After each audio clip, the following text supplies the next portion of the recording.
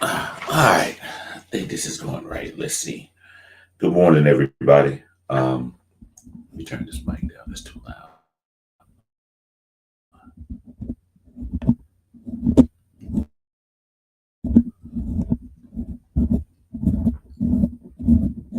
Good morning, everybody. Welcome to We Got Something. I haven't heard from a man this morning. I don't know. He usually sets this up. Oh, now he's calling me. Hold on, y'all. Your speakerphone, and I'm live. Okay, I had communicate. I'm about to go join right now. Yeah, we talk. We not gonna talk about this way. I'm away from it. No, I'm way back. Get my speaker. I'll be in about 10 minutes. I'll jump up. All right. All right. Everybody. Bye. All right. So he's on his way. He had old man problems. Forgot he had something to do this morning. He would have did something else. But it's all good. It's all good. Let me send this invite. Get this invite thing to Leonard. Right, yes. And hopefully y'all can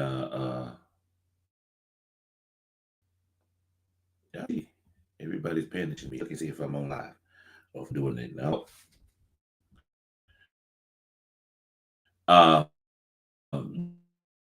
Good morning again, y'all. Why is it blocked?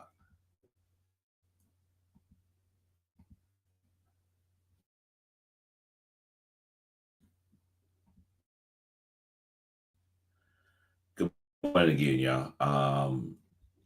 And if you know it's Saturday morning at 10 a.m. this morning. I want to start, but I don't want to start without Leonard because I know he got a lot to say. One thing I just want to talk about first is something that's affecting me. Well,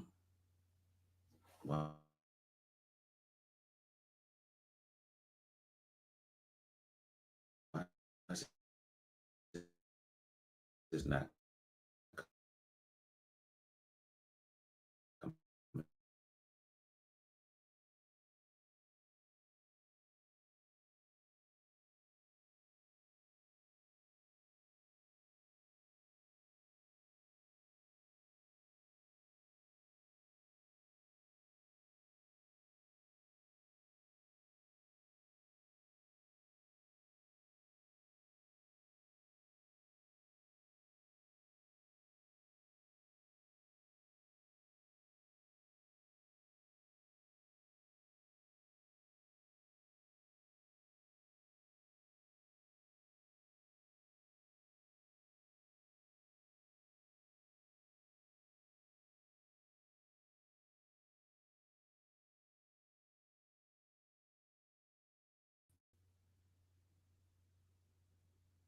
All right, I'm back, y'all. I apologize. I don't know what's going on with this thing. It seems to be. It only messes. I can tell y'all. It only messes up when I get on it on StreamYard.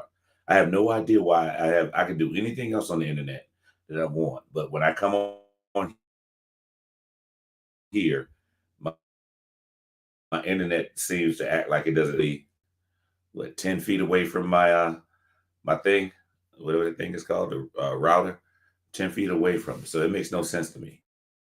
But anyway, getting back to what we were talking about. Uh, um, something I noticed with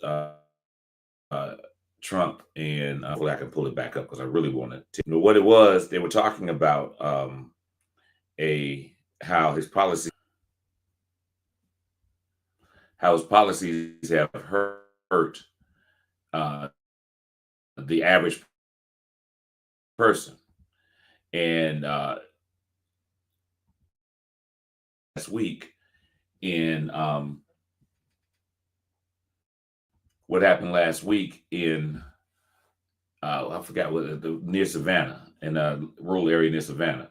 Thousands of jobs were being had, but ICE decided to go ahead and raid the plant, a Hyundai plant that was about to open. And when they did, they went and took into custody a lot of Korean nationals. The Korean nationals were here in the United States to what they say to help build the facility and also teach the Americans who are going to be working at the facility, teach them how to work the equipment. Makes sense. They were all here on visas, all here legally, did nothing wrong. They working. ICE raided them, took 475 of them into custody, and held them in custody. And it wasn't until the Korean government said, "Listen, we're not having this. Y'all crazy. What's the problem? What's going on?" So after that, the U.S. released them.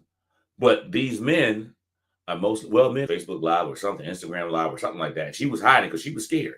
So these people were traumatized. Now they don't want to come back here, and I don't blame them. They didn't do anything wrong. But when you're doing what you're supposed to do, doing everything right, and then you have come federal agents swoop down on you and take you into custody, handcuff you, and you're sitting in handcuffs for hours on a holding cell for hours till they figure out what's going on. Guess what? That's traumatizing. I've been in custody one time in my entire life, and that one time traumatized me for life. It let me know that I ain't built for jail. I was in there for 4 hours. 4 hours, y'all. That let me know I ain't built for that life. 4 hours. That was, shoot, I was 22 years old, I think, at the time. 22, maybe 23 at the time. I ain't built for that life. So I let it, I was like, hey, you ain't gonna get me to do nothing illegal. No, because I don't know. And I was in the jail cell. It was just me and one other guy in there. So it's imagine how 30-something years ago, almost 40 years ago, I'm still traumatized by that. And these people came here to do work and they get arrested. That's just wrong on so many levels. But South Korea put that and Hyundai is a South Korean company. So, and they were making investment in that area. So they were building, I think it was a battery plant for their EVs, and that's electric vehicles. So they put that project on hold. That's a multi-billion-dollar project. That's just in the building process. We're not talking about all the jobs, the thousands of jobs that would have been that people in that area would have had. It's all because one woman decided, who's running for Congress, decided that, hey, I want to make sure these people aren't here illegally. They look like they're doing something illegal, so I'm going to call ICE on them. And the dumbasses at ICE followed up on it.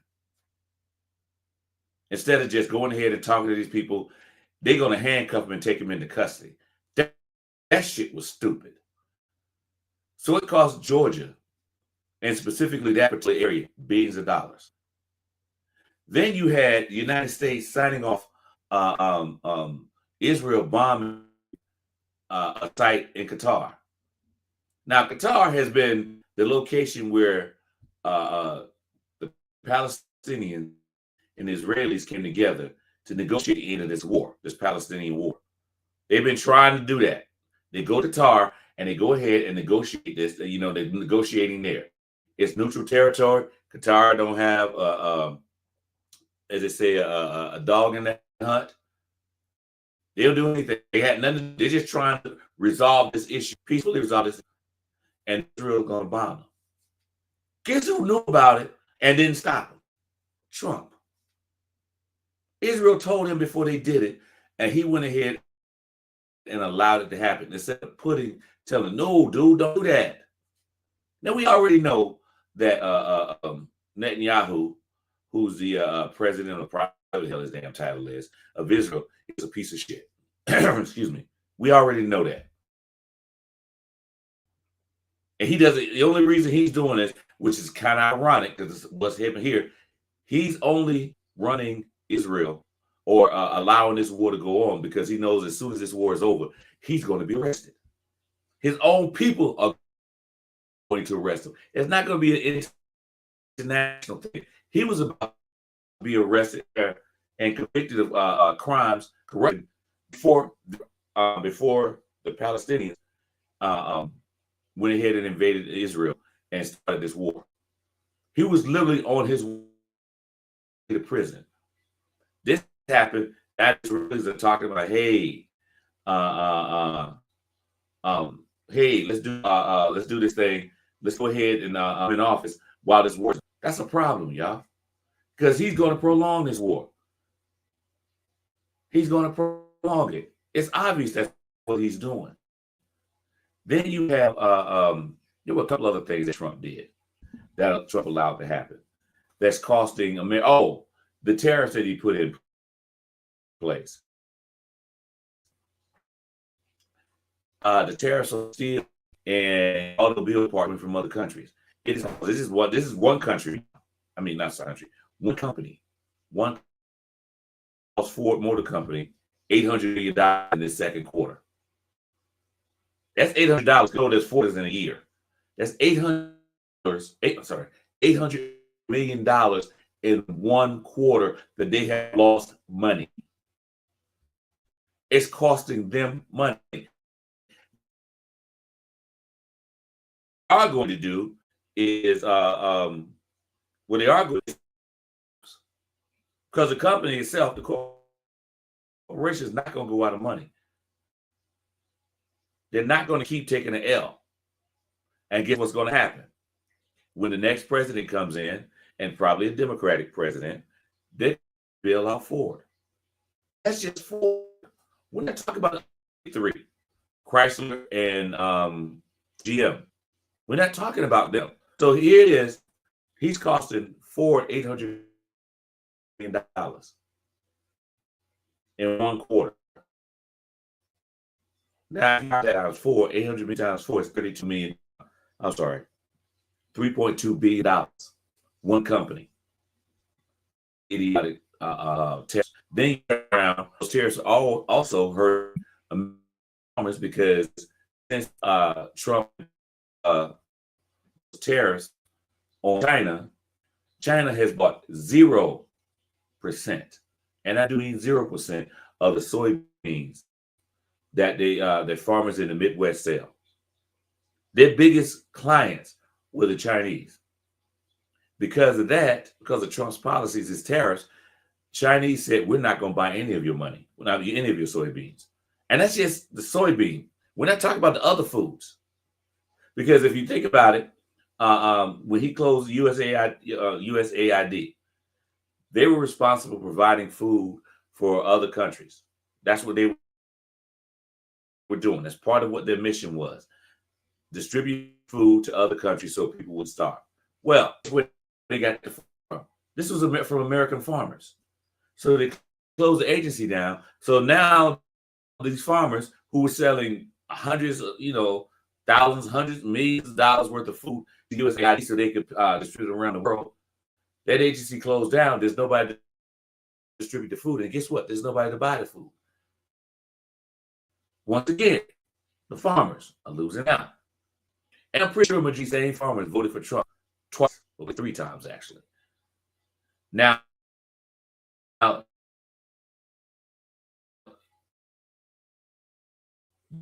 they finding out. The FAO, they finding out right now. They're downstage, and people try to tell them, but of course they didn't want to listen. Some of the economic problems that Trump has caused in 8 months, or well, 8.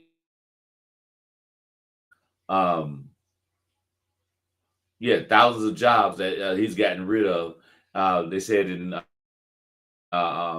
this year, 100,000 women who have lost their job. They either work for the federal government or contractors that had federal contracts and things like that. And I know people directly affected. Personally, I know people. I was talking with somebody last night that was affected by it. People who are Black women who are opting to retire instead of waiting until they get their full hire, because they know one day they may come in and there's no job. So all of these things are coming about in terms of Trump's policies. We haven't even gotten to the thing about the violence in America, because I'm trying my best to wait till Leonard get in, but I may have to go out. I'm chipping at what they said, chipping at the bit. I think it's what the phrase, the old school phrase. Like, I'm ready to talk about it. I'm ready to talk about it. But of course, I'm trying to hold on to my partner to get here and do things. Trying to hold on to that. Also, I'm trying to see whether or not the email was sent to him. I don't know if it did or not. But that's a couple of things that's going on this week. Also, to answer your question, Mary, and I saw your question. I wasn't trying to ignore you or anything. How long can you be detained and not be arrested? It depends on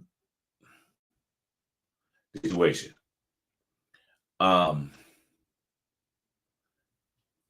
If you're being detained for questioning as a person of interest in a crime, if I'm not mistaken, it's 24 hours, I think. And 24 hours, you could be held without being actually arrested for a crime. I think it's 24 hours.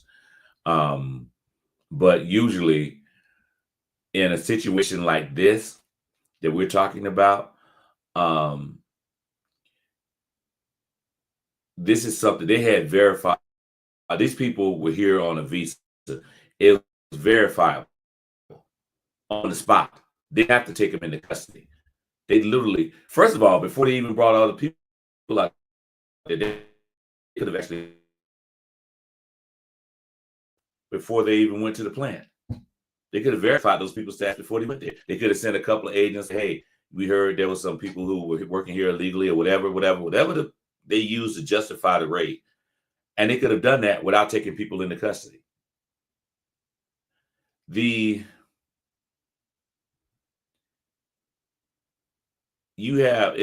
Let's say this, the trauma that this is called, the human trauma, the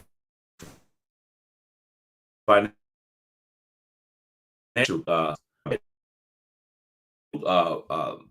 low skilled workers in a rural area. There's probably not that many jobs, and this would have brought some good jobs, as we say, the old school good jobs.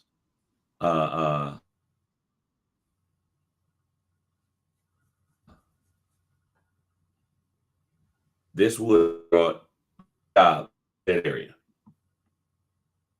and because of one racist woman and a whole policy, we now have people, state of Georgia, thousands of jobs. Now that's indefinitely on hold. And it probably won't. Let's just say this. It won't come back. They won't bring those jobs back. They probably won't scrap the plan altogether. But if I'm them, I'm going to wait till Donald Trump is out of office. And you get a new president and you have a reverse of policy, a change of policy. That's what I think they're going to wait on. That's what I would do. But that's 3 years down the line.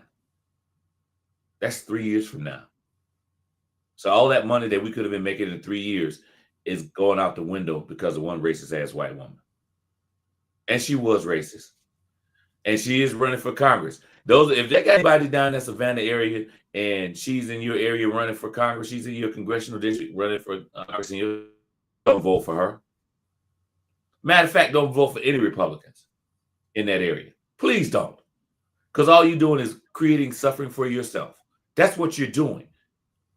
Because although she was the one that made the phone call, I can guarantee you there's a whole bunch of them who's running for Congress would have done the same damn thing if they had thought about it.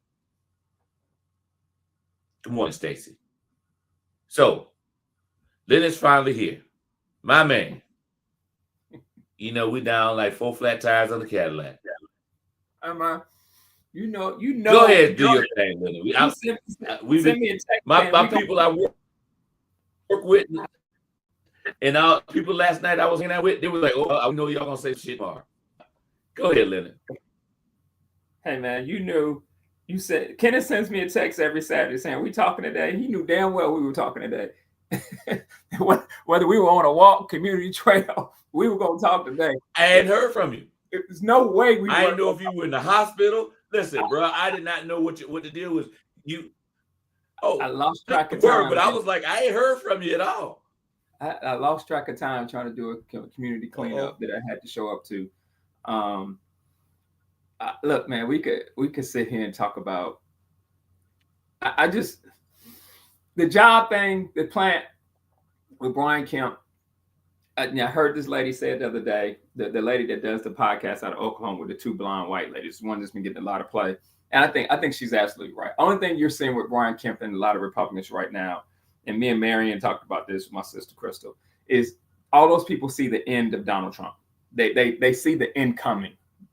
They know he's 79, about to turn 80.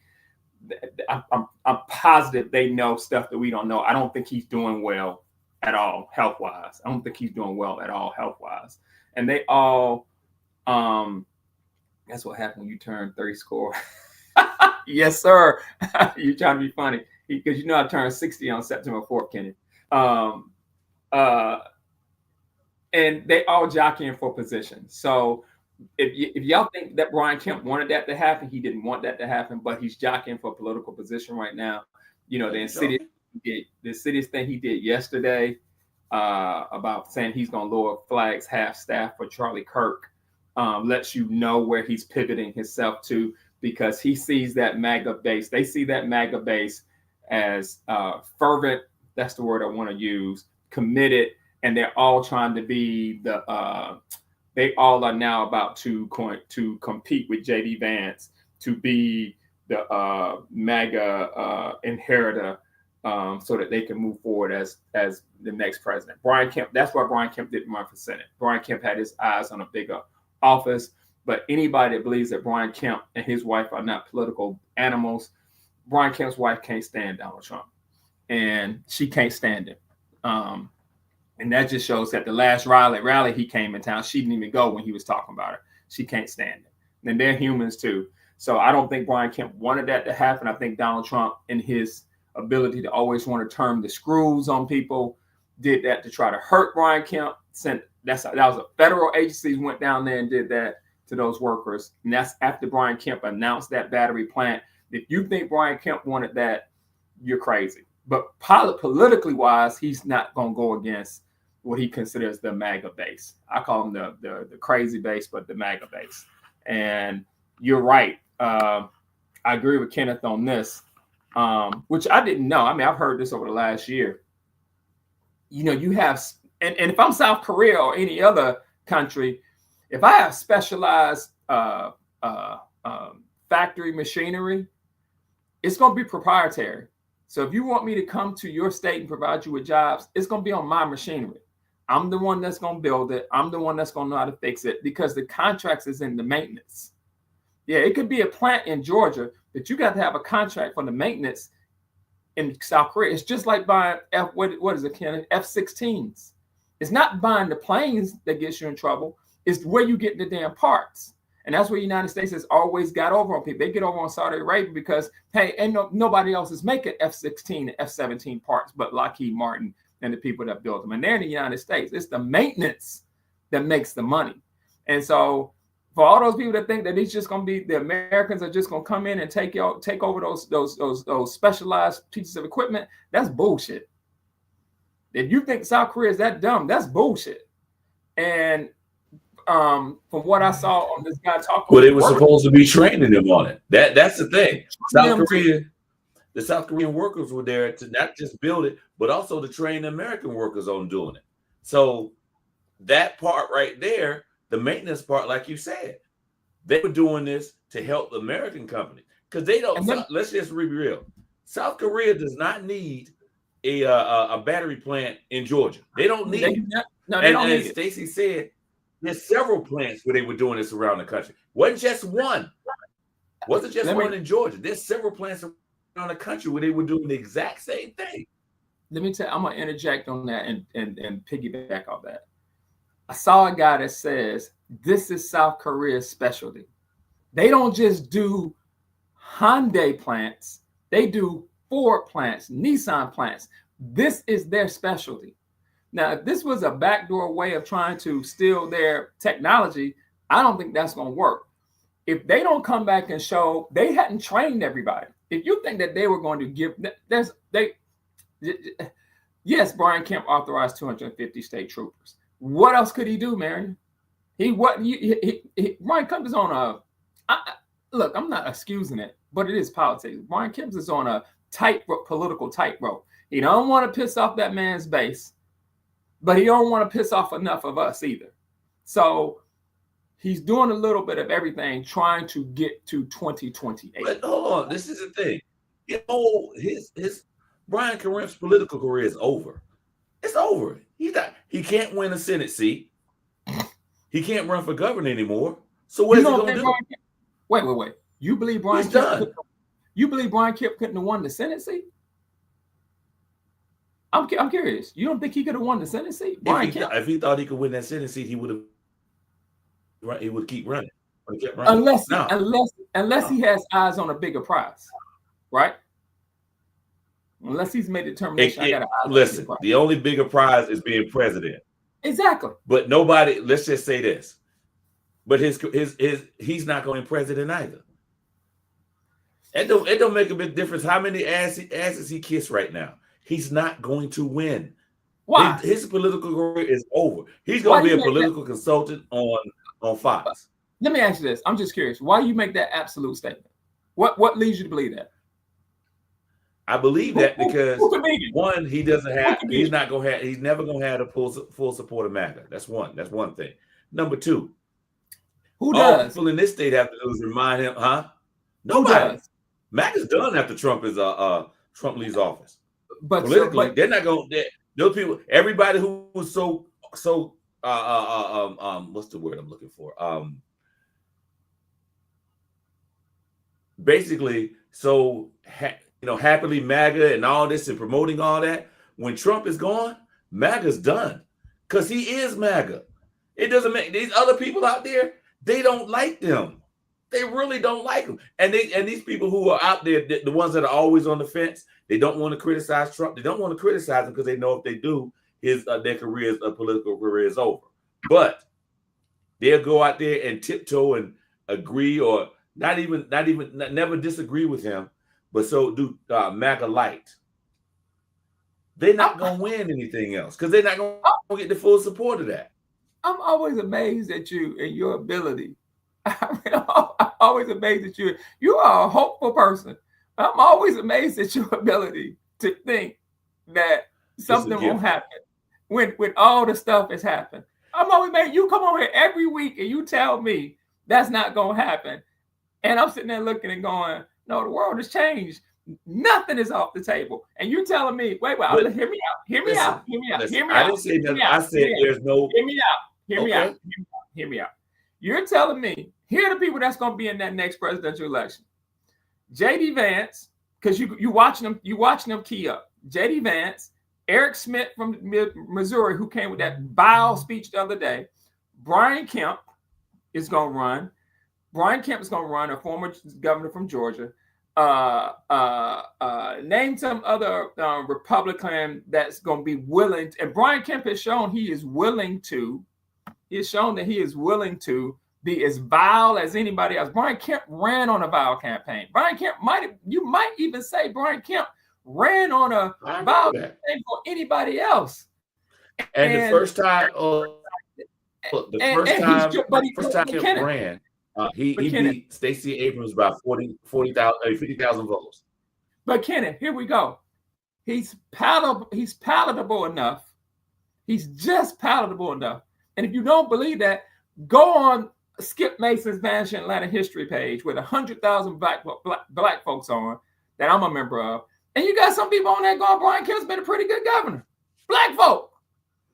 Even though he's purged 100,000 black people off the rolls. So he's just palatable enough and he knows it. He knows it. So all I'm telling you is to sit here and say that he can't win. I disagree with you on that, Stacey. I don't think Kirk was going to run. I think I got my theories about Kirk. We're about to talk about that, right? Moderator, we about to talk about Charlie Kirk. Or we about, he's just palatable enough to get the donors behind him to say he's just conservative. And he has created this. Okay, get what Marion said. He thinks he would beat Ossoff. Why didn't he run? I think he wants to be president. He don't want to be a senator. But look who he backed. Look, he threw his support. But the thing is, look who he threw his support behind. He threw his support behind Derek Dooley. Who did he support? Derek Dooley. Who? Brian Kemp threw his support behind Derek Dooley. Vince Dooley's son. Oh, what's his name? Another mediocre. He's not gonna win. Another mediocre Tommy Tuberville wannabe who built his career off black bodies. Let's not go down that road because I've been on. That's my point. They keep thinking that just like with Herschel Walker, they think that people are going to support him because he's what's his name? Vince Dooley's son. That didn't help Herschel Walker, and we even liked Herschel Walker at one time. Nobody knows who the damn Derek Dooley is. Nobody knows who the hell he is. He ain't never done anything in Georgia. I agree. I didn't say it made sense. So he can throw. But my point is this. Well, let's say this. If we get our people, and I mean our people who like you and I, to actually. It's the name. Yeah, I know it's the name, but that name don't mean shit no more. It don't mean shit. You ain't never do nothing here. Your daddy did, but you didn't. You keep talking sense. We keep telling you. Hold up. Before Derek Dooley decided to run for Senate, had you even heard of him? I had, but I knew the Dooley name. But I'm a different type of beast. All I'm saying to you is this. This is all I'm saying to you. Yeah, you knew the Dooley name. Had you heard of Derek Dooley? You keep talking rationally. Him. That's what I'm saying. Boy, you keep talking rationally. I'm a rational person. You can talk to me. I get it. I agree. We're not in a rational world, though. That's all I'm trying to tell you. You talking common sense. But common sense ain't so common. Common sense is not so common anymore. They have flipped this upside down. Now let's get to what everybody want to talk about what happened earlier this week. So what's your opinion about what happened? Because I know Marion got an opinion because Marion was calling me left and right when he got shot. What's your opinion? Well, it's a Malcolm moment. It's when Malcolm said chickens coming home to roost. And that's, it's funny that when it happened, people, a lot of people, black people are saying, well, we know the person ain't black. We know he ain't black. We can definitely tell you he ain't black. They weren't. Utah. They weren't. No, they knew the person wasn't black. They knew they weren't black. Oh, did you see just want to throw us in there? Did you see social media? Leonard, think about something. Right, hold on. Let's be real. They knew the person who did that shooting wasn't black. Now, they're supposed to know. Whenever there's a huge crime in it, they always want to throw us in there. But they knew for real that nobody black was involved with this. The only thing that they was worried about is one thing that happened, that he was actually a MAGA supporter. Just like the kid that allegedly shot at Donald Trump. Just like the guy who was in the trees near his near Donald Trump's golf course. They said he was about to try to kill Donald Trump, which is some bullshit. He was a MAGA supporter. Every time these people, one of them gets hurt, it's always somebody that's a MAGA supporter. Majority, 99%, 99.9% of these political assassinations that's happened in America, let's say for the last 60 years, they were all right-wing white people. The only one that didn't happen that wasn't a right-wing white man or woman was what's his name? when the guy shot Steve Scalise at the softball game. Yeah, That's it. And he was That a is horrible, it. There's no more. Well, I guess if you want to put in the weatherman and all that. he was a horrible shot too. He shot Steve Scalise in the balls. He was a what? Horrible shot. He went there with that AK-47. I'm not laughing at it because nobody wants to. I didn't know he shot him in the balls. Yeah. He just look, Stacey just said something. I'm so glad that Stacey is on here. Because that's Stacey. And that's the other part of it too. Stacey just hit a point that here's what you said. There's been a splintering. Because Stacey, what you say is true.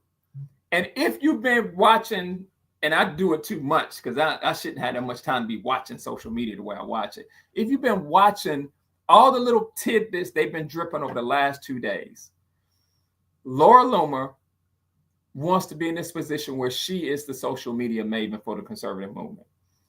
They've been tacitly blaming Nick Fuentes because they're saying that this kid was a groper. I'm not even on a groper website. I didn't know there was a social media site called Groper. They saying that this kid was a groper, I didn't either. Which is Nick Fuentes' niche. You can get as nasty and as racist and as virulent as you want.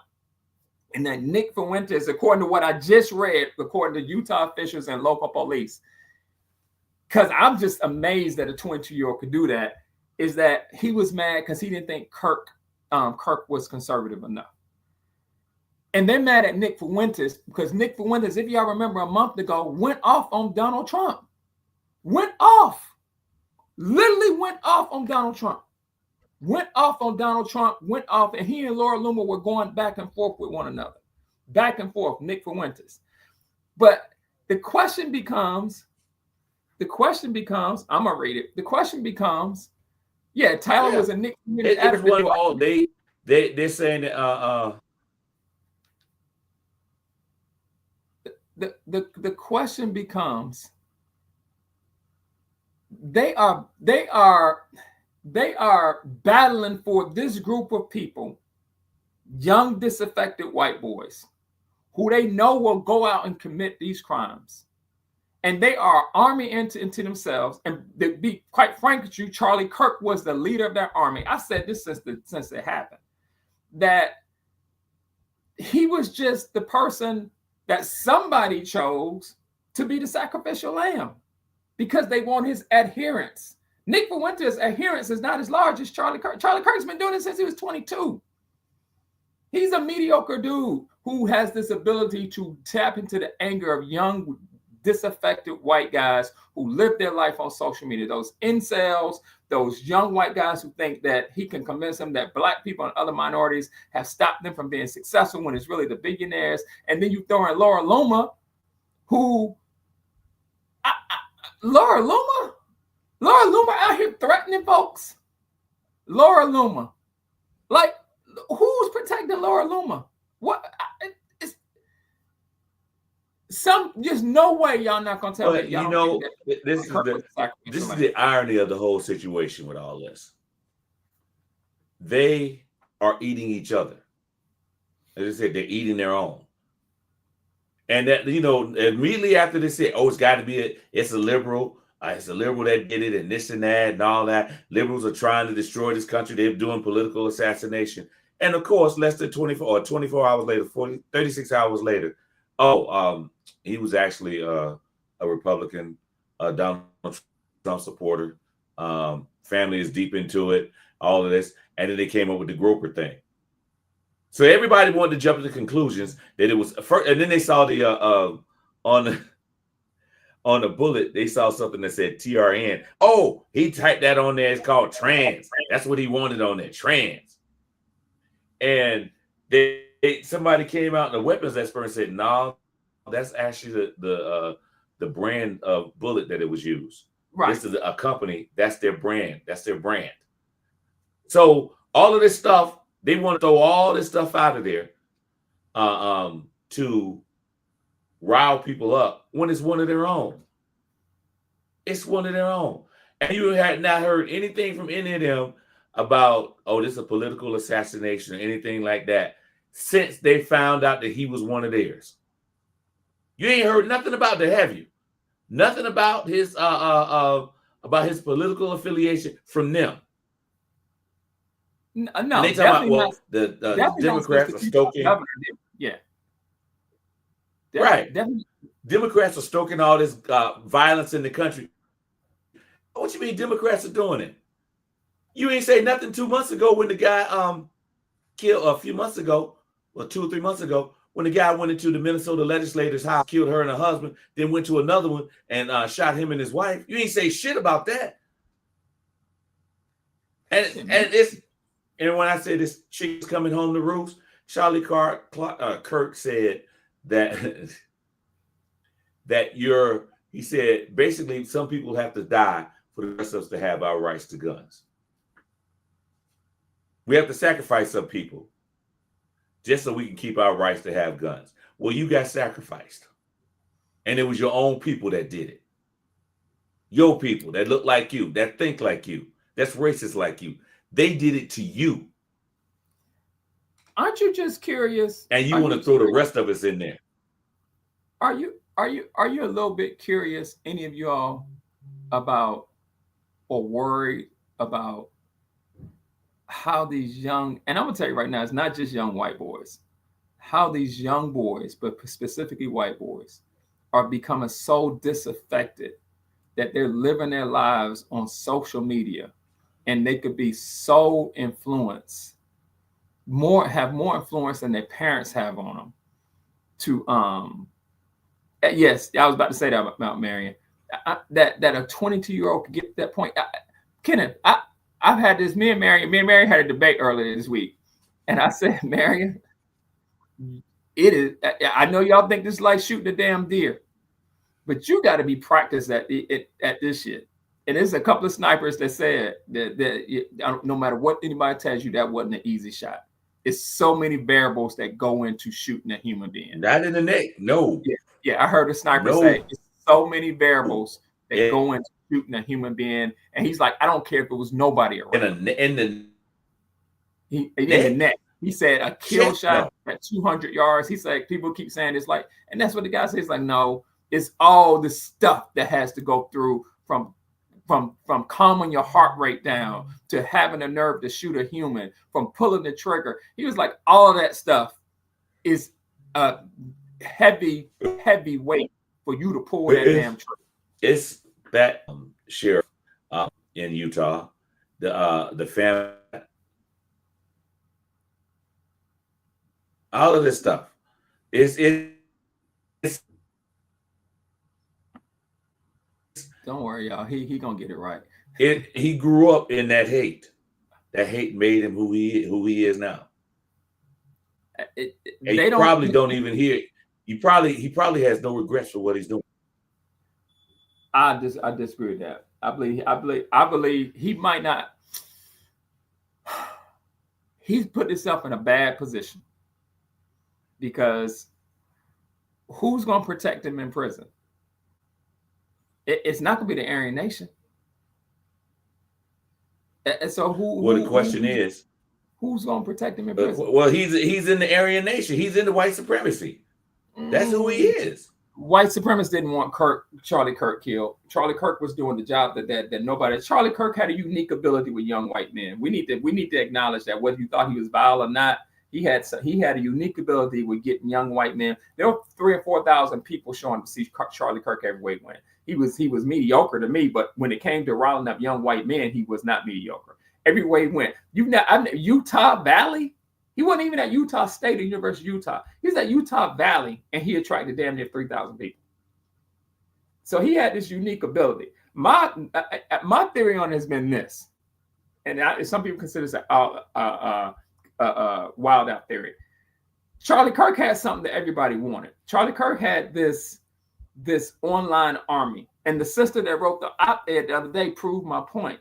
When she said she got on the academics of something, what was it, Mary? The academics of something list for Charlie Kirk, and they harassed her into mental illness.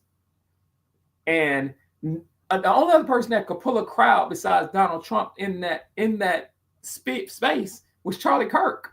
Nick Fuentes wasn't pulling 3,000 or 4,000 people in that space. J.D. Vance definitely couldn't. Eric Schmidt can't. Brian Kemp can't. But Charlie Kirk could. So Charlie Kirk had just I saw it saying, I'm not running for office. I'm more influential where I'm sitting, because he had this ready-made army. It always comes back down to who has the biggest army. He had this ready-made army that would go out and do crazy shit on his behalf. That's why I agree with Stacey. I've said before, who could he hurt the most? And it wasn't us. It wasn't us. But he could turn them on Donald Trump. Who you talking about? Who when you say who you talking about? So who was Charlie Kirk a bigger threat to? Well, you know what? There's also the conspiracy that exactly that Trump had him killed because of the Epstein stuff. There's also that theory. At this point, I wouldn't put it past any of them. Harry, I wouldn't put it past any of them. Harry, it's one thing. Like I said, I knew it's one thing to be a good shooter. There's a difference between being a good shooter and then going out and actually doing the shooting of a human being. It's two totally different spaces. You could do all the practice in the world. Moving and shoot them in the neck. Right. And you gotta listen. Right. I'm going to tell you this, Harriet. To shoot somebody in the neck, that is a very good shot. That is not something like when I told y'all this before, in law enforcement and in the military, they teach you to shoot center mass, which is the biggest part of the body. If you hit anywhere else, unless they tell you specifically to hit him in that place, like in the head, you missed. You missed. So for him to shoot in the neck and to and hit his whatever artery that is, Harry, you should know because you're the nurse. Whatever artery it is, for him to do that, it is an incredible shot. An incredible shot. But he specifically wanted to do it, and even Lennon, look at the whole thing, not just to shoot him in the neck, in the head, or shot him in the chest or anything, and still killed him. The visual of the blood coming out of his neck when he got shot, I said, "Damn!" when I saw it. My students showed that to me. Yeah. I was like, "Damn!" He's like, "Yeah." He got you see the blood squirting out of his neck. That visual right there says a lot more than he just got shot. That visual will have that particular shot of when that blood is spurting out of his neck will have more of an effect than him just saying, "Okay, he just got shot in the chest and he died." Because that video is not going anywhere. Here's the crazy thing, Kenneth. That's going to be out there forever. And here's the crazy thing. Are you going to believe any official account from Utah or the governor of Utah after what the governor said, or the FBI being led by Kash Patel? Are you going to believe anything they say? It's nothing I believe that they say. Because Kash Patel? Yes. What did Kash he say? Patel. He said shit. They're going to give us, but somewhere down the road, they're going to give us an official account. They're going to say we interrogated the guy. He said this. They're going to say we did this. He said this. Are you going to believe? That's the problem. The problem is they have totally voided any trust that people have in the institutions that were supposed to give us at least a semblance of the truth. We just watched a man, because I wasn't going to watch the video. Somebody sent it to me, but I watched it before. I was like, oh shit, I'm about to watch this Charlie Kirk thing. I thought it was called snuff porn is what I thought, and I ended up watching it 3 times. Like, man, I don't want to watch this again. Are you going to believe anything Kash Patel said after he went out and started saying it was a transgender person before he had any information? Are you going to believe the governor of Utah? This is how far off the cliff they fell. Look, I would believe him before I believe Kash Patel. Why would I believe? I would believe the governor of Utah. Why would I believe the governor of Utah when he got up there and made that racist ass statement? I was praying it wasn't one of that us. guy. Praying it wasn't one of I us. was praying it, and you haven't come out to explain what the hell you mean by one of us. It's Utah. It's Utah. There's a famous fighter, I'm not gonna say his name, who got on Twitter and said, I wonder if it was a black person. He changed it. He said, man, how does that make me sound? And I'm sitting there going, in Utah? You think a black sniper or a black person is gonna go to Utah Valley University, 250 miles away from Salt Lake City, right, and decide that he's gonna kill somebody in Utah? That's how far y'all done fell off the cliff. Y'all think we that stupid in Utah? I can't even hide. If I walk on the campus, they wonder what a black dude doing on the campus. But that's how far off the map you think some rational white people are falling. Utah? Ain't no black person trying to kill nobody in Utah. And listen, I agree with you. I agree. Everybody who had some sense said that the person wasn't black. We know it was. But the thing that pissed me off about the whole thing, that pissed me off even more, not just blaming Democrats or putting black people, they started doing threats at black colleges. What did black HBCUs have to do with that shit? That's the point. Nothing. That's how far off. You have people making bomb threats and threatening to shoot up HBCU on the other side of the country that ain't got shit to do with this damn thing. That's how far off the cliff they fell. They fallen so far off the cliff. See, their whole it's backfiring on them now, because at the Naval Academy, a threat called into the Naval Academy, and one of the midshipmen confronted a police officer. The police officer had to shoot him. So now it's claiming one of their own too, huh? Hey man, it always comes back down to the same thing that Marion's been saying for the last 3 months. When it comes to us, I always try to bring back to our community. We just refuse to redistribute the pain. We refuse to say, under no circumstances are we supporting any of y'all institutions or your businesses when y'all treat us like this. Under no circumstances. We had this conversation all the time. People do this to us because we let them. People do this to us because we will not make a stance to say, hey man, you know damn well ain't one of us went out to know Utah, but you're going to come back and turn it on us because you don't want to turn it on yourselves. If you know that the shooter was white, black people have said that. Right, but no. But I'm talking about making them black do something. People have said that. It wasn't. That's not my point. My point is, and look, I have a point that's never gonna happen. I get that.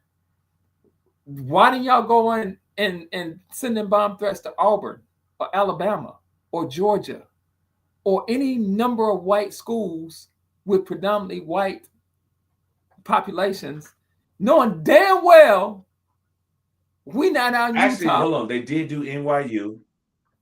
They did go. They did NYU. Jewish. They did the Naval Academy, and there was another school. I can't remember which one it was. There was another one. And then his wife did. But I agree. They want to. But see, that's what I'm saying. They just want to throw us in there. They just want to throw us in there. Whenever there's something wrong going on, they just want to throw us in there. Ken, if somebody, it has nothing to do with us. Somebody got on my case, Kenny. A classmate of mine from Morehouse, he and I've been going back and forth, got on my case because said, don't you have any empathy for his wife and kids? And you know what I told him? Man, I'm tired of turning the other cheek. Why should I have empathy for his wife who lived off his lifestyle, lived well off his lifestyle, of throwing my community under the bus? Where am I supposed to find empathy for her? I might have empathy for her children who don't know any better. And then she gets out and she does that. You don't know what you unleash. What? On whom? Who are you going to unleash it on? Other white boys? Now that you know, and I feel, I just hate that a 22-year-old is having these thoughts and is doing stuff like that. It bothers me to no end that a 22-year-old gets to that point. Who's she going to unleash it on? Like you said, you lost the narrative. Now you're trying to keep the narrative because now you're sending in troops into Memphis. Now you're trying to change it. And we haven't heard shit from Nick Fuentes because he probably in hiding. Well, oh yeah, he's definitely in hiding. He's definitely in hiding. And then you notice he tried to do that shit in Chicago. Chicago wouldn't have it. The mayor was like, "We're gonna put out some some snow trucks out there, and if they start to come in here, we got them covered. Don't worry about it. We got this." Didn't do it. Now Memphis, which is kind of funny because Memphis, I shouldn't say it's funny. Memphis is one that is in the top 10, I think it's top 5 in crime, even though they've had a reduction in crime like all major cities. But Memphis, he ain't gonna get no pushback from Memphis, especially not the governor of Tennessee. They ain't gonna get no pushback. That's why he's doing it. That's literally why he's doing it, because he knew he was not gonna be able to do it in Chicago. I don't give a damn how much shit he talk. He telling us, well, they don't want us there, we're not gonna come. No, motherfucker, you know you weren't gonna be able to be effective there. You're not gonna be effective there. Now tomorrow is gonna be What makes you say that? Tomorrow's gonna be the what makes me say what they weren't gonna be effective in Chicago. Well, yeah. Let me give you a theory. Now, this may be a conspiracy theory. Now, I remember we were talking about a few weeks ago. They were talking about he was talking about going to Chicago and doing this and doing all that. And people. This is before he said he's actually going to do it. Before he went into DC. Well, when he went into DC, he said we're probably going to go to Chicago next. Now, Chicago had a 17% reduction in crime, or maybe even more than that. Actually, I think it was 30% reduction in crime over the last year. 30% reduction in crime. The following weekend, after they said that, they announced that there was a 30% reduction in crime. There was a rash of shootings around Chicago. Just out of the blue. Ain't no mass shooting in Chicago all year long. All of a sudden, after Trump announced that, and they said, well, we had a reduction in crime, all of a sudden there's a bunch of mass shootings around Chicago. I refuse to believe that black people all of a sudden on one weekend decide to just go ahead and start doing shooting. Because remember, going way back, Chicago always had a lot of shootings in the summertime, especially around the 4th and all that, in the heat of the summer. Because my theory with all of that is when people are hot, when people are hot, and they always do stupid stuff when they're hot, basically. When it's cold, people are inside, and when it's hot, people are outside trying to cool off. Temperatures flare easier when it's hot. That's my own personal theory. But Chicago has always had a whole bunch of shootings in the summer. They had in this summer. Then all of a sudden, after Donald Trump made that proclamation, and then they said, well, we had a 30% reduction in crime in Chicago. We're doing good. Crime is going down. All of a sudden, that following weekend, a whole bunch of shootings. And then the weekend after that, a whole bunch of shootings. 2 weekends in a row, a bunch of shootings. I can't. Y'all might get mad at me for this one, Kenneth. I can't. I know people live in Chicago, and I know I got family members. Use that as see what I'm saying? Yeah. Around. I remember there was on Live or Facebook Live or something like that. It was how there were he saw a guy who went and threw a brick through a window, and that started off the riot. He said everything was peaceful till that guy did that. I wouldn't put it past some of these agitators to go into these communities and just start shooting people. I agree. I wouldn't put it past them. Just so they can advance their narrative. I agree, but that ground has been fertile. I think so. Stephanie this Reed, whole thing that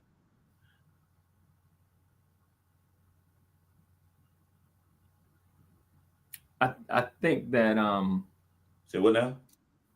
I think that I'm gonna push back on you on that one because we got Stephanie Reese normally listens to our show and she lives in Chicago, and I got cousins that live in Chicago. what I won't let this do is not to act like we don't have some structural problems in our community that we got to deal with in Chicago. And I don't put anything past this administration to take advantage of a crisis. But Chicago, and for our community in certain parts of Chicago, we have some structural issues we need to deal with. And we need to deal with the proliferation, if I'm saying it right, of guns in the Black community in young Black boys' hands, and how they handle conflict. And we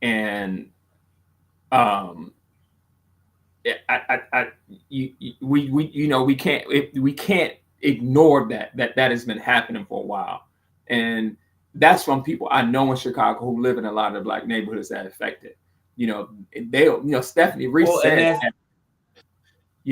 and let me say this, because I think that one of the things we don't do, and one thing Brian said to me was, even in DC, even though Washington Heights is no longer Washington Heights, what it was when I was going to school, even over here in my neighborhood, it's a lot of elderly Black women and Black women who just want to feel safe, and they don't feel safe. And Harriet has heard me talk about this a while. She says, I feel fine, but they're almost desperate for almost anything to come in. They're willing to give up some of their rights in order to say, I don't want to walk down the street and feel like I'm about to be accosted, I'm about to be called a bitch or a hoe or whatever, or it may turn to 0 to 100 in 60 seconds, which I can tell you right now, that happens. I can tell you that somebody goes down to the park, that happens. I don't care what anybody says. I can tell you that as if I go down to the park, and people know that shit can go from 0 to 100. That shit happened in my school the other day. Yeah, if you can you not throw that trash right there? I got a trash receptacle right there. Who you talking? It can go from 0 to 100, and that's a structural issue that we're gonna have to deal with. Then I think they take advantage of that. I agree with you. I think they take it back. I think they will go in and take advantage of that. But I don't think, I don't think that he didn't go into Chicago because he was scared to go into Chicago. I think it was no longer politically advantageous for him to go to Chicago. So he went to Memphis. That's what I believe. Because Chicago can't do a goddamn thing if he sends in 8,000 National Guard troops. There's nothing the Chicago Police Department can do about it. When the full weight of the federal government comes down on you, you're toast. Yeah, Stacey saying she's one of the people that's afraid, her aunt. And if we don't start listening to those people, they're going to drift towards the people who will listen to her. Her aunt is going to drift toward the people who say, hey man, you know what? I don't care what happens. I'm gonna come in here and we're gonna make sure there ain't no guns. It's not gonna be any gunshot in your neighborhood. We're gonna make sure that we're gonna make it fair. See, hold on. That's the thing though. They're not trying to stop gun violence, Leonard. They're not trying to stop this shit. They don't give a shit. I didn't. They don't. I look. And this is the thing. People listen. People hear what they want to hear. They're talking. You want them to give up. You want people saying okay, I'll give up some of my rights if they do that. Remember the last time that happened and everybody bitching about it now? When was the last time that shit happened? I don't know. When they had mandatory during crack epidemic, the people who were asking for the feds to do something. When the feds did something, a whole lot of Black people got caught up in it. Well, let me ask you. Most of them deserved to be caught up in it. Some didn't. Well, let me ask this. Let's do some. Now you have people coming back and saying the government. Hold on. Let me finish this. Now you have people saying the same thing. Now people talking about the government messed us over and all this and all that. But the people who were asking for help were Black people. They didn't come in there because of them. They didn't come in for political reasons. They came in because Black people were asking for help. Now you got the same thing. People saying you need to go, but the one thing that they're not doing is trying to stop the guns from getting in to begin with. Stop the guns. Let me ask this. Simple. And they don't want to do that. Now you go talking rational again. So I'm gonna ask you this. You have one of your listeners on here who says her aunt is one of the people who's afraid. Not me and you that's sitting here 800 miles away. Her aunt. What do you say to somebody like her aunt What do you say with Wait. somebody like wait? I'm asking you. I want a reasonable. I want to answer. What do you say to somebody like Stacey? I what you're saying. When it comes, it is not going to be good. It's what? Wait a minute. Wait a minute. It's not when the federal government comes in. It's not going to be good for our people. But I didn't hear you. First of all, I didn't hear your question. Okay, so I'm gonna give you the question again. The stuff went out, so I didn't hear your question. Okay. So what? Let me give you the answer. Let me get the question again. What do you say to somebody like Stacey's aunt who lives there? Stacey's giving you descriptions in the comments, block to block. Her aunt who does not want to leave, who has her house, who feels like I have a right to be safe. And she's saying at this stage of the game, I don't know how old her aunt is. I'm assuming she's probably in her 70s. She's saying, I don't give a damn. I'm tired of feeling unsafe. So I'm going to take any Kool-Aid because at 70, I want to live my life out as in safety. But they're not going to make you safer. They're not going. This in reality. In reality, DC. They're there in DC. They're picking up damn trash. Now, how is that making DC residents safer? They're not in the areas where the crime is in DC. It's not doing a goddamn thing. That's my point. They doing smoke and mirrors. Y'all sitting there talking, we want them to come in, and they don't do a goddamn thing. I'm gonna let they don't do shit. I'm gonna let Stacey and Mary. If you really want to stop fucking gun crime in this country, if they really want to stop gun crime in this country, goddamn, stop the guns from being on the street. It's just that fucking simple. It ain't rocket science. But they don't want to do that shit. And you got black people talking about, I want to come in and stop the gun violence. Tell them to stop the goddamn guns. All the guns in Chicago come from Indiana. Illinois said, if Indiana had stricter gun laws, we wouldn't have gun crimes in Chicago. Because that's where they get their guns from. Gary, Indiana, 30 minutes away from Chicago. They can go over there and get guns in a heartbeat and drive back in an hour. We need to stop falling for this bullshit that they talking about we trying to stop violence. They don't give a fuck about violence in our community. And you know that shit. Historically don't give a shit about violence in our community. We would have never had fucking crack in our community if it wasn't for them racist motherfuckers. Okay, wait. If it wasn't for them racist motherfuckers in the White House and the government, we would not have had crack in our community. Then we wouldn't have had all those people getting killed by people battling over a block, a corner to sell drugs. That shit wouldn't have never happened. Can I say something? No, I'm talking. No, and take that bass out your voice when you're talking to me.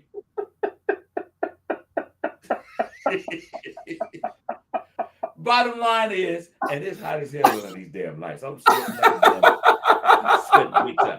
Anyway, we just need to stop. Black people need to stop the narrative that the government is going to come in and try to save us. They're not trying to save y'all. I need you to trying to occupy your neighborhood. Take a deep breath. I need you to pause because I brought Stephanie's name up. She stepped into the chat.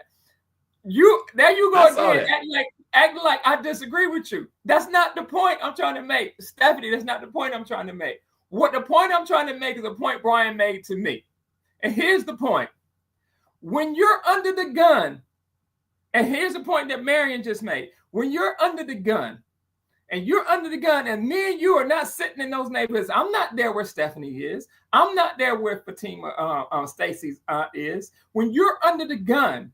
When you're under the gun and you have to live with, if I step out on my porch on an everyday level, you almost don't, and it's that analogy is, I don't give a damn where the water comes from if my house is on fire. Even if the water's coming from somebody that doesn't have my best interests at heart. Because at the end of the day, what you can't say, this is what they counted on. So I would love to hear what Stephanie's, I would love to hear what Stacey's saying, what Stacey, because they live in Chicago. I don't. At the end of the day, the National Guardsmen who are just picking up trash, like you said, because they aren't crime fighters, the presence of the National Guardsmen stopped somebody, like Marion said, stop somebody from carjacking somebody else. That's just, you can't take. Now, do I agree with what he did? No, I don't. I think I've said this for a while. You all heard me say this for a while. Black African American men should take over African American neighborhoods at all costs. People act the way they act in our neighborhoods because of African American men, particularly men in the Christian church, don't go in and demand and say, these are the rules, you're going to play by them, or there's a cost and a consequence to you doing what you do in this neighborhood. And if Fatima's aunt felt that African American men were taking care of her neighborhood, she wouldn't be scared. There would be no need to bring in goddamn National Guardsmen. There just wouldn't. We just haven't had the will to say, to get together, me, you, every other group, Marion, whatever, black, all black men, skinny, black, old, young, to say, here go the rules and engagement about neighborhoods. We don't give a damn if you the Crips, you against the Cybers, you this. Here go the rules of engagement. We don't care if you the YNs. The rules of engagement are this. These are the rules of engagement. And you're going to do what we say do, because we outnumber you fucking 100,000 to 1 every time, anytime. And guess what? All of us got guns. And you're going to stop that bullshit. And if Fatima's aunt or Phil say, Stephanie won't come and say the most. I agree. Listen, Stephanie won't have to say something to me that I'll never forget when she says, I had to either choose violence or racism when I sent my kids to school. What kind of bullshit does a black woman have to say to hear that? She should never have to say, I had to choose over violence in our neighborhoods because we haven't done what we're supposed to do. We got too comfortable. Because then you let people, when people talk about Memphis, hold on. Let's go to the other part of it. Let me finish. I got a niece in Memphis right now who's in school at Memphis State, who mom tells me I call and check on her every night. Because black people, whether people want to say it or not, are saying Memphis is off the fucking chain.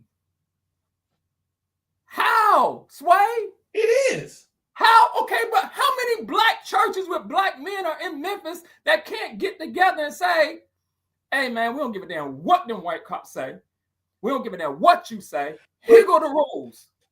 That's okay, listen, Leonard. What? Leonard. Okay, I agree with you on that. I agree with you on all of that. Everything you're saying, I agree with you on. The problem is this. We are looking for a well, let's say you said if my house is on fire, I don't care where the water comes from. This is my thing. Hold up, this is my thing. There's a problem because sometimes the water they give you has gasoline in it. And so instead of it putting the fire out, it makes the fire worse. And that's what we're getting. I agree. The point I'm trying to make is this. We're sitting here, and I agree with you 100%. Black men need to step up in the community and not wait till these young dudes are teenagers to correct their behavior. I agree. We agree. I don't ever want to hear somebody say what Stephanie said. She said that last. It needs to be done when they're young. It can't be when they're Look, so it needs to be one of those situations. It needs to be where they start grooming them to be better citizens as young kids. Because you can't wait till they're teenagers. You can't wait. And you damn sure can't wait on the government to do it. Because when the government, especially somebody like Trump, when they come in, that water's gonna have gasoline in it. And it's not gonna put out the fire, it's gonna make it worse. And that's what he's doing. Yeah, you may in Marion, carjackings are down in DC. Carjackings are down in DC. But crime overall was down before he even went there. And it had nothing to do with bringing in more cops. It had more to do with the initiative that the local officials, political officials, were doing to institute helping things before they get to the point where there's a crime. I agree. But here's the reality of it. And I'm going to tell you this as somebody who goes down to my park at least once a week. Most Sundays I'm down at my park. Same thing in Baltimore. The young dude in Baltimore. We our problems to you and that much of a reduction in crime, and he's only been in there a couple of years. That's saying a lot. That's saying that there is strong black, not just black male leadership, but there's a strong black male in Baltimore who understands the problem. And I guarantee you that underlying that problem, there is a code of conduct on the streets that has been implemented in Baltimore because of that brother. I guarantee you that. And yes, we have to stop creating fatherless homes, but we know that that's a generational thing. I'm talking about you have to have things that'll stop the fire right now. And I'm telling you, well, hold on. I came from a fatherless home. Wait. Yeah. Wait. I already know you're about to go, but you are an anomaly. You can be an anomaly too. Let's be clear. But what I want to say is this, because I hate talking in generalities without any experience behind it. You should come up here one day. It's an anomaly, man. Let me finish. You should come up here one Saturday with me and go down to my park. Go down to my park when I'm sitting there watching my grandkids play on the playground, the swing set, and watch the young black men who come up, who are armed. And I literally, as the chairman of this neighborhood, have had to go to people, not gonna name, to say, hey, can you come walk with me through the park? Yeah, Miss Leonard, why you want us to walk through the park? A group, because I need them to think I'm with you. Because I need to be able to say, hey, man, don't do that around the playground, without getting a pushback if I went down there by myself. For them to sit there and think, well, I don't know who he is, but I know he with that group. I know, and that juice ain't worth the squeeze. It ain't worth the squeeze for me to say something to him, because I don't know if he gonna call that group that I'm talking about, that I know of that group, then they might come down here to say, hey, man, what Unc told you to do? He said we're not tolerating, we're not doing it. He not actually much, but what we not gonna do is that. Because that's where we are. And until we can get the job done, where Stephanie doesn't have to come on and say what she says, and Fatima's aunt doesn't have to feel what she's 80 years old. And you know when we were growing up, you and I would get our ass kicked if we cut the fool in front of an elderly woman in any way, shape, form, or fashion. Any way, shape, form, or fashion. It wouldn't even be any discussion. If somebody called and told Miss Lively that Kenneth was down there cutting food, I'm just going to throw out her name, Miss Lattimore, who's 79 years old. It wouldn't even be a discussion. There was a code of conduct. That code is gone. Okay. All right. Well, let's say this. Let's say this. Okay.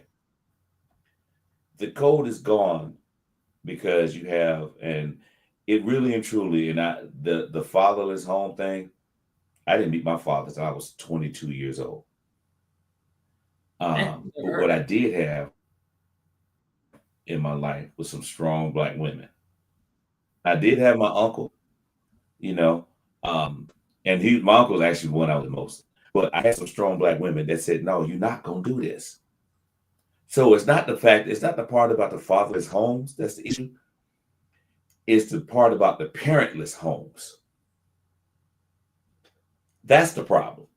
Parentless homes. So if parents were parents like we had, there wouldn't be an issue. Now, I will say this. My children, I didn't raise them as hard as I was raised, but I did have to tell the remix one time, had to tell him one time, if you say some slick shit like that to me again, I'm gonna punch you in your goddamn chest. I did have to say that to him one time, only once. So we need parents to be parents and not try to be parents when your child is a teenager. From a little one on up, from a toddler on up. Be a parent. That is an issue. It's not about how many fathers were in there, how many fathers are missing. It's not about the government. And I do agree with Stacey that they should have when they started cutting the social programs that help youth, that actually caused more problems. And it started with Reagan. Reagan is the one that did it. Once Reagan did that, and the ball, it was a snowball effect. And of course, Reagan was the one that introduced cocaine into the country too. All of this stuff. Hey man, I said this to you time and time again. I get in trouble. I get in trouble with social media. I get in trouble with some of my friends. They take it so personally. But I'm gonna say this. I'm gonna say this because I agree with Stephanie. Hold up, Kenneth. I agree with Stephanie. And I hear what she's trying to say because I don't think because hold up. Let me ask you something. You keep telling me to hold on, father, right? Yeah, you keep telling me to hold on, but your father. Listen. My father what? Yeah, I did. What? The point I'm trying to make is this: you have never had to live. You didn't grow up without your father. And to be quite honest, Stephanie, I am not the exception. I'm not the exception. I may think I'm special. I may have been told that I'm special, but I'm not special. I got friends who grew up just like I did. Father wasn't a part of their life or anything like that, and they still grew up to be great men and women because they had mothers who actually mothered, mothers who actually taught their children how to clean, how to do this, how to respect elders, all of that stuff. That's what we're missing. Because let's say going all the way back to period of enslavement, there was always a chance that daddy wasn't around. Because daddy may be on another plantation. Daddy may have gotten killed. Our generation and the generation before that, daddy may have gone off to war. Daddy may have gotten killed during war. So mama got to step up and take care of the family. So whether a man is in the child's life or not, mama should be stepping up. Grandmama should be stepping up. Until it's just not gonna happen. You got to start young. And that's what we need to tell people now. And I see it every day. I got kids that act a fool. They call their mama, lie to their mama about what's going on in class. Mama comes up there and acts a fool. Because she thinks that behavior is okay.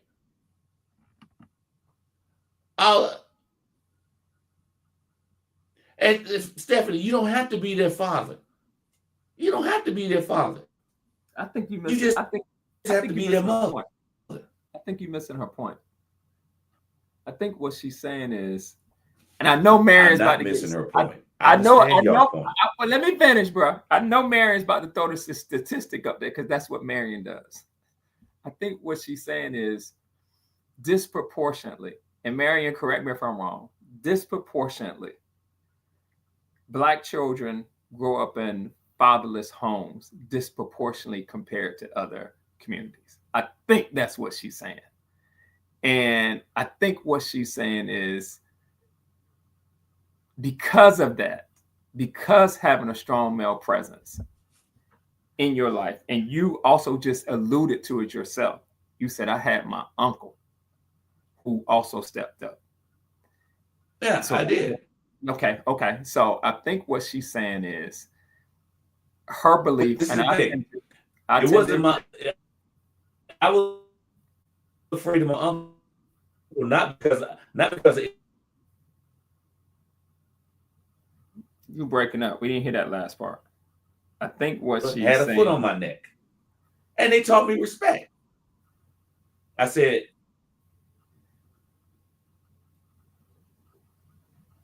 "Hello." I don't think that's. I don't think. Are you writing something, typing something? No, I'm not typing anything. I'm just listening to what you're saying. You know, when it say, "Oh, you cuss around women folk, you know their names. You're dumb enough to think that make you a big old man. The old codes are gone." I just think that as somebody who curses a lot, I apologize for my curse. I don't. Yeah, we what? I don't. Well, this is with me. It's like this, and it's the thing is this. Stephanie, your husband is there. If your husband wasn't there, would you still raise your children the same way? That's a yes or no question. If the answer is no, then that's a problem because you are that child's parent. And single fathers have to do the same thing. Your single fathers out there raising children and all that. It's not a thing of whether or not the man is there, because the man could be there and be sorry as shit. Let's be real.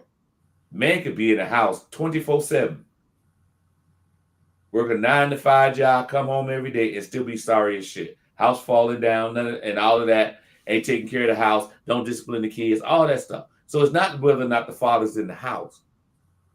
It's whether or not anybody in the house is being a parent. Period.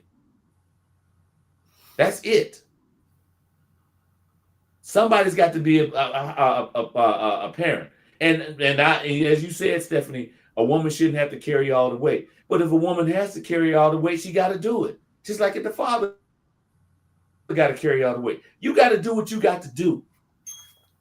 Amen. It is not a thing where, well, your daddy ain't here. When your daddy come home, or your daddy, I'm just going to abdicate my responsibilities as a parent. You can't say that. I think you preach.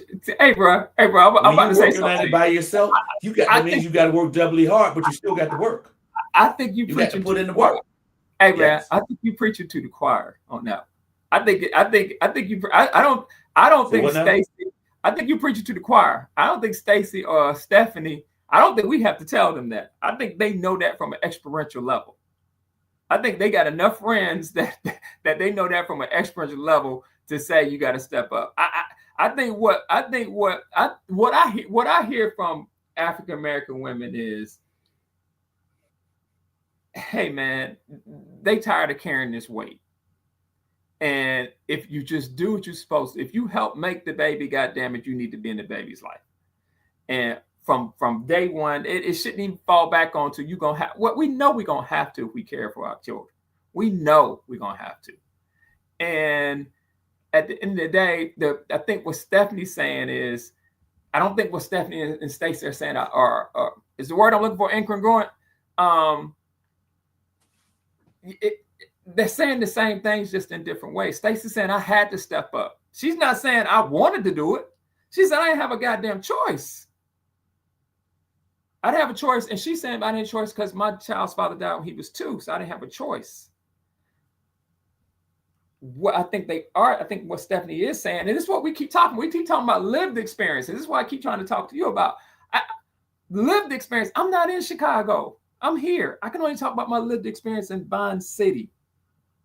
She's talking about lived experience of what I see as a person, a Black woman attorney in Chicago. This is what I see.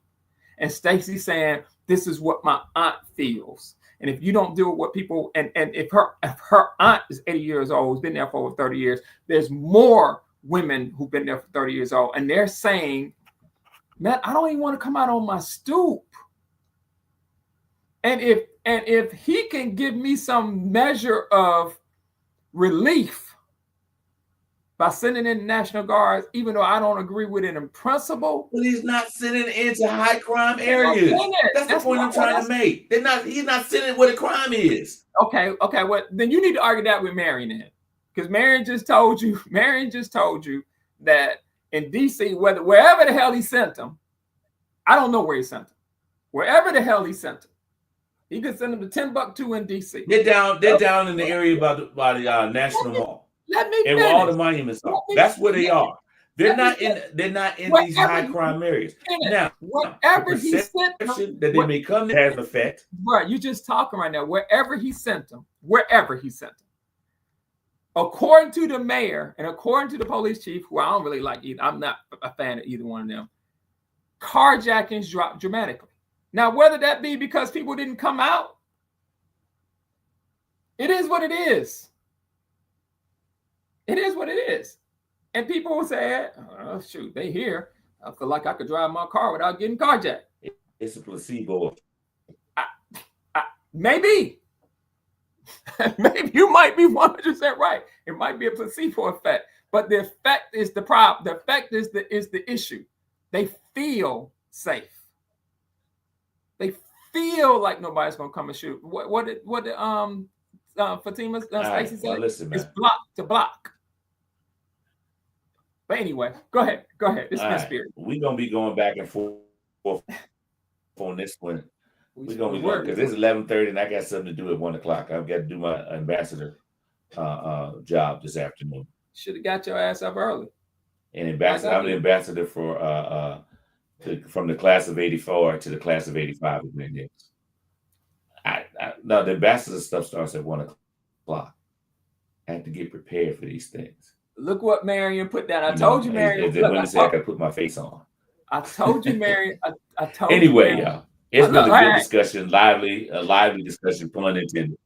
We got to do something about your connection. I told you, Marion was going to come up with some facts. Well, let's say this. Okay, I'm responding to something that Marion, this thing with Marion, and then we got to go. Marion said the black marriage rate declined from 75% to now 25%. It's not a thing of marriage, it's a thing of who's a part of those children's lives and who's being a parent to those children. You got parents now afraid to discipline their child. Now, if you one of those parents that ain't never put your hands on your child and your child turned out good, that's good. Sometimes you got to whoop that child's ass. Sometimes you got to do that to let them know. If you're not doing that, your child is doing stuff that's getting them in trouble and all just doing repeated behavior and you're not doing anything about it, that's on you as a parent. Doesn't make a difference if a man is there or not. You set the precedent when the child is young. You don't wait till the child is a teenager to try to tell them what to do. Like my students in my class, I tell my students all the time, if I'm not in that classroom, walks by or whatever, if I'm not in there because I'm doing something in the hallway or if I'm doing something in the if I'm out of, and I leave notes for the substitute. Hey, let me know if there's a problem. You have any problems with anybody, let me know. Bye, Stephanie. Guess what? They don't have any problems. I didn't say you don't need black men. I'm not saying that, Stacy. I mean, Stephanie, I'm sorry. I'm not saying that. What I'm saying is this. Black women need to stop waiting on her boyfriend or baby daddy or ex-husband to step into that child's life and hold it down until he grows up. And if he doesn't grow up, you still got to hold it down. We can't say it's the black man's fault not being in the family because too many black men are just sorry as hell. So we got to do what we got to do. When you're a parent, you got to do what you got to do. No matter how bad it hurts, no matter how stressful it is, you got to do what you got to do. At my mother's funeral, one of the things I said, and I'm going to go after this. I said, my mother was hard on me when I was growing up. And my mother used to piss me off. I really couldn't stand my mom at some point. I was like, why is she like this to me? But when I became a parent, I realized my mother was hard on me because she was raising two black men in America, in a country that she knew did not like us simply because of how we looked. No matter how intelligent we were, no matter how hard we still looked us a certain way. So she hard. So when we went out into the world, there was nothing the world could do for us. That's what you got to do. You got to be hard on your kids. You can't be your kid's friend. My son and I, love him to death. When he was growing up, I was hard on him. Wasn't too hard, but I was hard on him. And now we're both reaping the benefits of that. Now he's 20, you're 20 years old, about to be 21. That's my boy. I hang out with him. Hell, I even like hanging out with his friends. I lay the foundation. You lay a solid foundation. No matter where they go, that foundation will always be there. All right. Having said that, let's 11:30. And you're right. Some don't have to be whooped. I'm gonna get some the last. Some just gotta threaten to whip them, and they get in the place. My daughter, I never had to whip. I know you're on a delayed thing, but it's 11:36. You got to go. I'm gonna have the last word. I think we started talking about Charlie Kirk. How this got Well, to you this. gotta have the last word. Because you just had the last word for the last 6 minutes, and you said you had to go, and you still took up all the time. Every child is different. I don't even want to go there because that started a whole nother conversation. We got work we got to do. We got a community to protect. We are under threat from the top level because they're trying to get their goals, and their goals have basically said, we know that a lot of these white, many of their group, but have preconceived notions about people that they can exploit. They have preconceived notions about the Black community they can exploit, and we need to be very, very careful of that. With that being said, Kenneth has to go. It's 11:36. Stephanie, I hear you. Stacy, I hear you. Kenneth, I hear you. Y'all go do something productive this weekend. What y'all gonna do something productive anyway? Thanks for joining us, and we'll just see y'all next week.